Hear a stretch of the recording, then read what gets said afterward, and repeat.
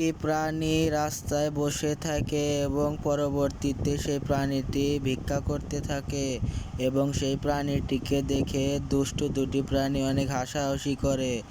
এবং পরবর্তীতে সেই প্রাণীটি সেই অপমান সহ্য করতে না পেরে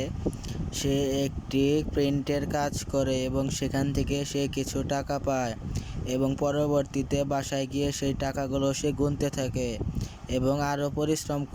করার জন্য সে একটি গ্রিলের দোকানে যায় এবং সেখানে কাজ করে কিছু টাকা পায় এবং পরবর্তীতে সেই প্রাণীটির সাথে কী হয় সেটি দেখার জন্য আমার ইউটিউব চ্যানেলটি সাবস্ক্রাইব এবং একটি শেয়ার করে যান।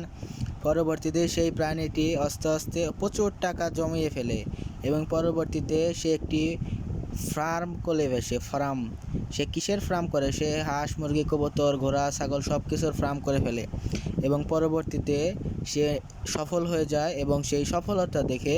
সেই দুষ্টু প্রাণী দুটো